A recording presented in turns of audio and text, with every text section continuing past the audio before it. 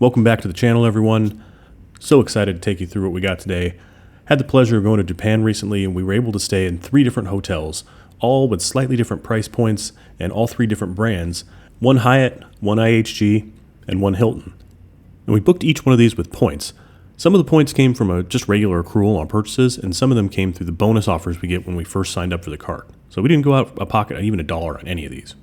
I'm going to give you a full tour of each one of the rooms. We'll talk exactly what the pricing would be with and without the points, and give you an idea a little bit about the area that we stayed in and why we chose those specific hotels. And as always, as we go through this, if you have any questions, be sure to leave them in the comments. So glad you guys could join us and come along with us. Let's get started.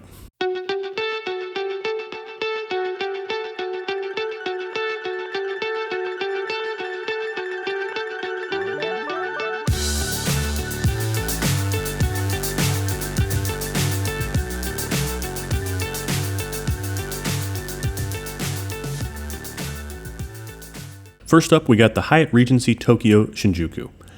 And right away, we wanted to be close to the action. The best thing about this hotel is that it's located close enough to Shinjuku and Shibuya that you can get there on local transport fairly quickly. You can even walk there, honestly. It's maybe 15-20 minutes. And the hotel connects directly to the subway through the basement floor. And in that basement floor, you also have a 7-Eleven and a Family Mart in case you get any late-night snacks. So we'll start off right here at the entryway, and they do provide you with the robe and slippers. Slippers, like most of the time, they are just patently useless, too thin. The odd thing about this hotel is there's not really a closet space that's closed away. You just have these open hangers, which not our favorite, but wasn't a big deal. You still got plenty of space. You got your typical safe, easy to operate, and right next to it, you got a laundry bag if you want to take advantage of that hotel's laundry service, which we typically do not because they tend to run pretty pricey.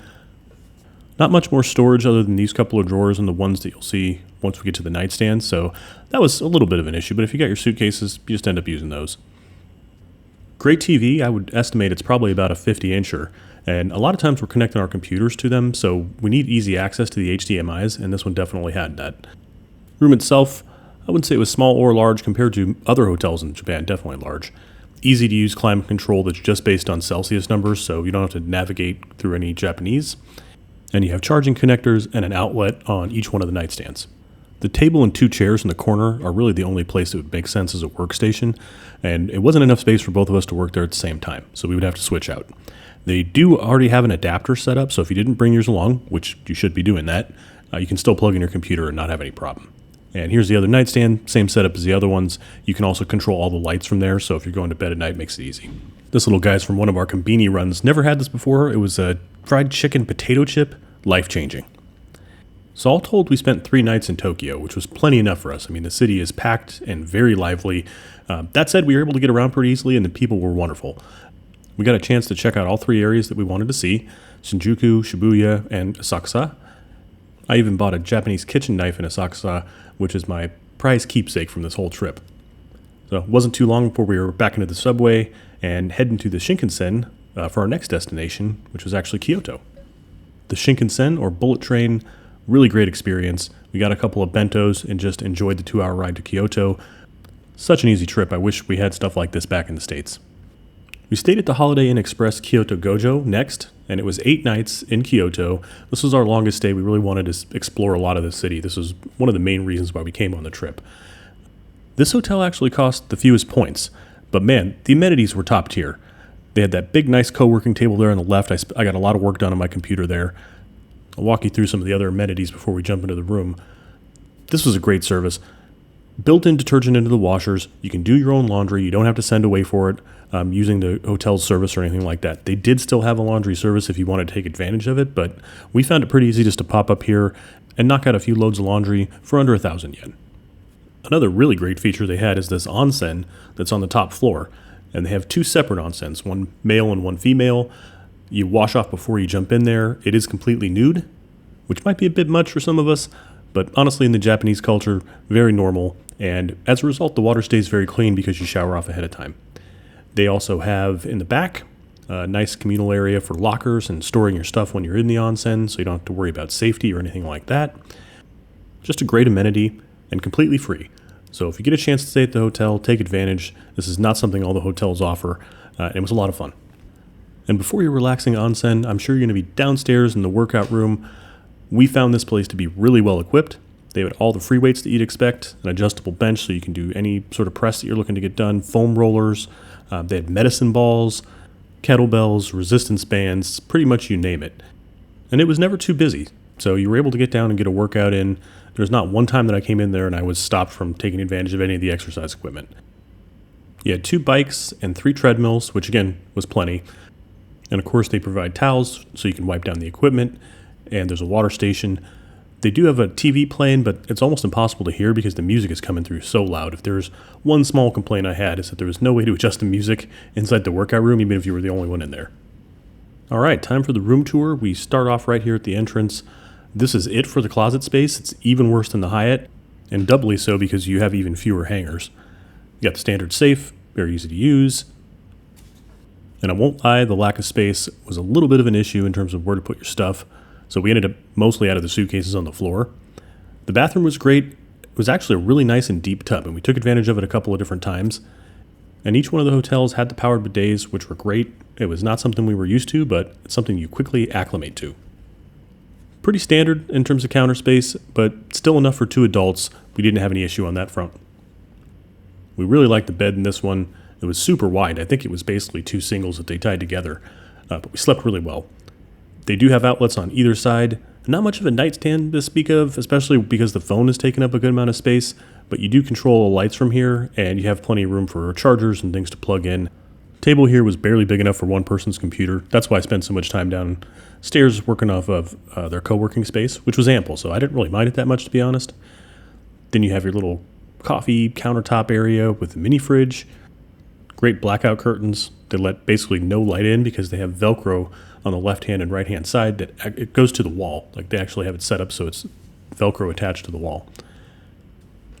Coffee was decent. Most days Jen would get her coffee downstairs at the breakfast, or we would go to McDonald's because we had one that was really close by.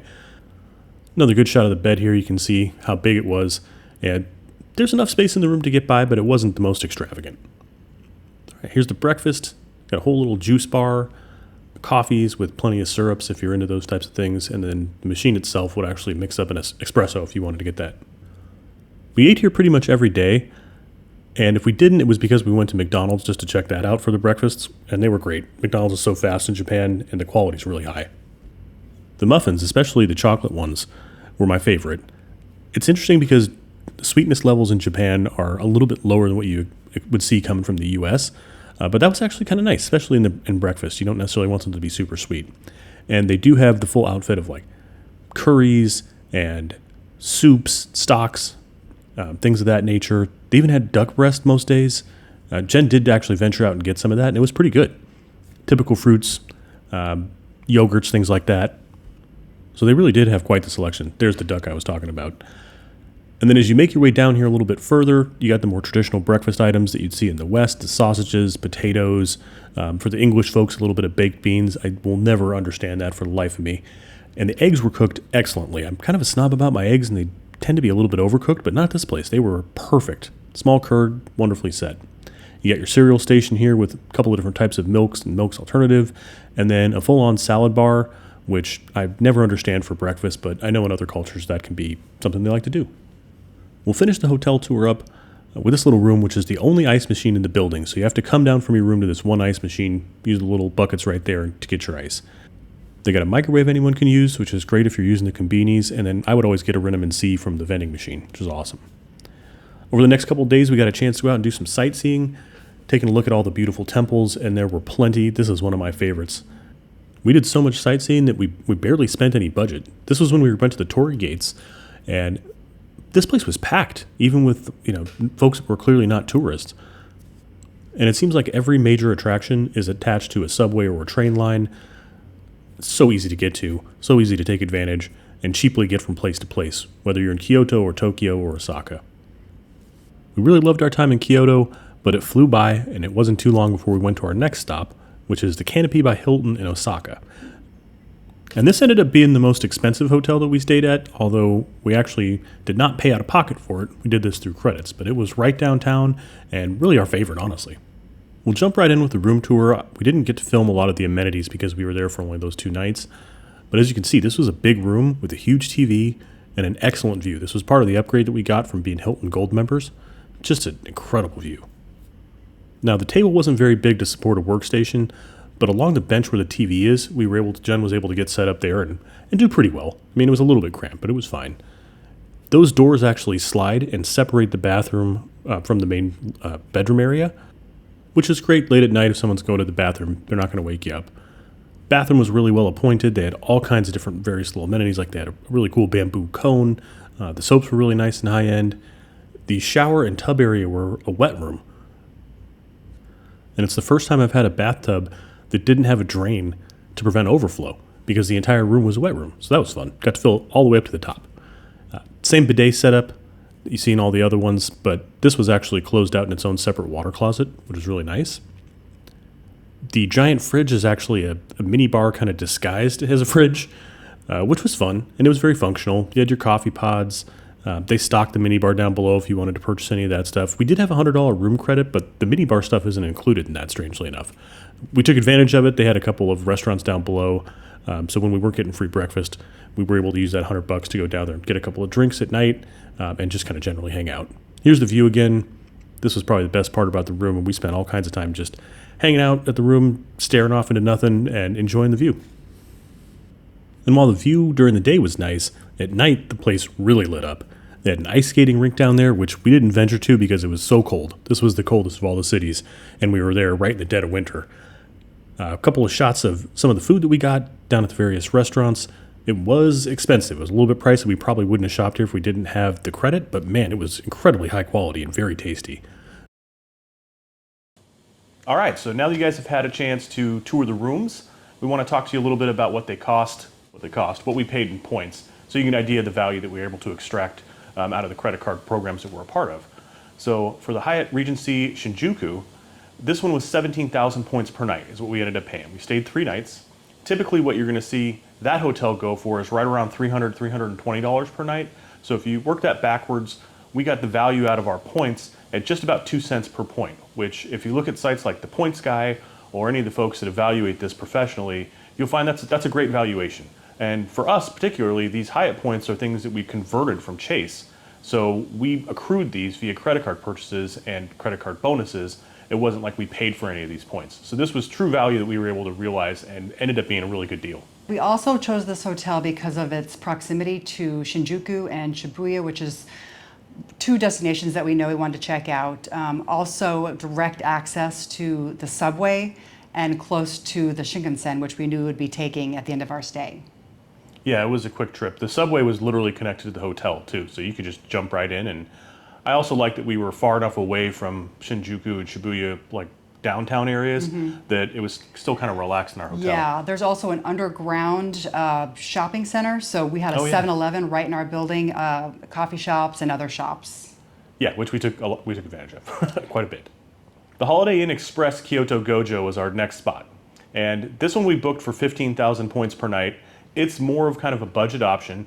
Not to say that it's cheap, it still is going to run you right around $100 per night. If you can get a deal on it, sometimes they go as low as 87. So we were able to get a point value on that one, if you work that backwards, about a penny per point, which is pretty good. It's not as good as what we got out of the Hyatt points, but IHG points work a little bit differently. And you can actually purchase these pretty frequently on 100% buyback sales. So if you spend if you buy 100,000 points, you can get 100,000 points for free. And the way the costing works out, you end up paying about a half a cent per point. So anytime we're able to redeem those for a penny per point, we know we're making good valuation on that. We're definitely saving some money. If the hotel was 10,000 points a night, if you divide that by 200, you'll get the dollar value, which is like $50 US per night. Yep, which is a crazy good deal, particularly when you start looking at the posted prices and what you'd have to pay out of pocket if you're going to pay cash. We also chose this one because it was close to the Shinkansen, which we were departing from. Yep. The subway station was super close, and they also had 3 convenience stores within a couple-minute walk of us. Yeah, Family Mart and 7-Eleven too. Yeah, Family Mart, Lawson's, and 7-Eleven, all walkable. We also hit up the McDonald's a couple times for breakfast. Yeah. It was good though. The hotel that we ended up staying the fewest nights, we only stayed 2 nights here, it was the Canopy by Hilton. And this was really at the end of our stay. So It was the most luxurious. It typically goes for about $320 per night. It can go all the way up to $350 per night. And we covered this cost not with points, but with credits that we got through our Amex card. They have a certain list of hotels, they call them fine hotels and resorts, that you can get credits for if you do a booking, which also includes food credits. This hotel was close to everything except the airport, which was about an hour away. So any shops, restaurants, convenience stores, anything you want, the subway, the Shinkansen, it's all right there. But we had to take a airport limousine bus to the airport, which was pretty easy to get to. We took a short cab ride over to the bus stop because we had a lot of luggage. We could have walked, but not with our 4 suitcases. There's really no place that's close to Kansai International Airport that is going to be near any city centers. So typically we'd like to stay close to the airport when we're leaving, and that would have been on a part of our plans. But knowing that we were going to have to do some sort of travel anyways, and not wanting to do the subway with our bags, we figured out this local limo taxi was going to be the best way to go. And it was seamless. It's very well run. Buses are going every 15 minutes. I mean, we had no issues with them. Only about, I think it was about $15 per person. Per person to get to an hour away to the airport. So hope you guys enjoyed the video. Hope you enjoyed getting a firsthand look at what all these hotels look like. And the point structure can be really beneficial if you're able to take advantage of that and invest in some of the credit cards and build up those points. We really feel like we extracted a ton of value on this trip. Didn't have to go out of pocket for any of the hotels during our entire stay in Japan. Thanks again for coming along. And if you haven't already, please think about subscribing to the channel and liking the video. We'll see you on the next one. See you on the next one.